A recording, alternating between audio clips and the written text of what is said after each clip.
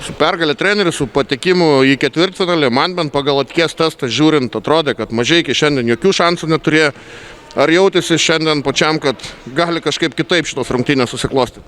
Ačiū, sveikinimai komandai visai mūsų, kuri, kaip sakant, tikrai stipriai ir sistemingai ruošiasi šitom rungtynėm. Visiems treneriam, ypatingai sirgaliam, kurie šiandieną tobulą atmosferą užkūrė mūsų šitoj salėje. Tikiuosi, kad, kaip sakant, tas palaikymas tik didės ir, kaip sakant, jie turi suprasti, kad tai yra mūsų šeštas žaidėjas. O kas liečia šias rungtynės, tai jautėsi, kad mes jas kontroliavom, bet kai mes tik tais biškį sustodavom žaisti tą, ką mes buvom susitarėm, tada Mažeikiai visą laiką ir grįždavo į tas rungtynės, jeigu taip galima pavadinti. Bet, sakau, svarbiausia, kad mes tas rungtynės uždarėm 2-0 ir judam toliau. Ateinat į ketvirtfinalį su 10 iš eilės laimėtų rungtynių ir tas žaidimas atrodo gerėja nuo to laiko, kai buvo tas pirmasis etapas, kuomet išsiskirstė tie 8 ir 9, turi 10 pergalių iš eilės. Ar jaučiat pasiruošę Sūduvos iššūkiui ir ar esate ta komanda, kuri su Sūduva gali pešioti šiemet?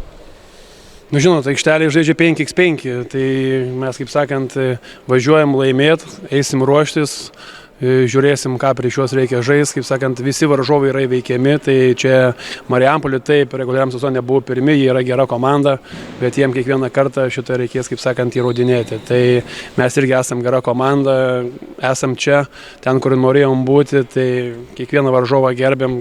Nematau problemų žaisti prieš Marijampolę, bet kurį kitą varžovą, kaip ir prieš tai buvo kalbėta, kad mes nerenkamės varžovą ar dar kažką, nieko mes nesirenkam. Šiai dienai buvo Mažeikiai, kita mūsų stotelė, žinau, kad šeštadienį Marijampolė važiuosim dirbti savo darbą. O trečią klausimą ir norėjau tą patį užduoti apie varžovo pasirinkimą. Akivaizdu, kad varžovo nesirinkot, nes Sūduvos turbūt visi norėjo mažiausiai.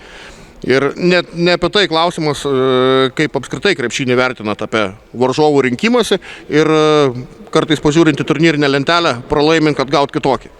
Aš kaip ir nesuprantu už pinigus pirkti vietą ir eiti žaisti į aukštesnį divizioną, taip ir nesuprantu, kaip tu gali rinkti sporte varžovą. Tai yra tie krepšinių dievai, kurie tave, kaip sakant, gali nubausti. Šiandieną mūsų rungtynės baigėsi, mes nežinom, kas bus tame šeštadienį, kokios sudėties bus Marijampolė, kokios būsim mes. Tai čia, žinot, vieną dieną gali būti komanda pikė, kitą dieną gali būti kažkur kitur. Tai čia kvaila, ko gero, būtų galvoti, kad tu čia norėdamas laimėti lygą pasirinksi silpniausią varžovą plus top 8 silpnų komandų jų negali būti. Tai visos komandos stiprios, tai aš sakau, neįsivaizduoju, kurį ten varžovą tu gali pasirinkti ir tai rodo mūsų, kaip sakant, lentelė, kur dabar nežinau, kai baigėsi dar Telšių ir Neptūnų dvikova, bet visos komandos iš vadinamų žemiau kol kas rodo potencialą eiti aukščiau.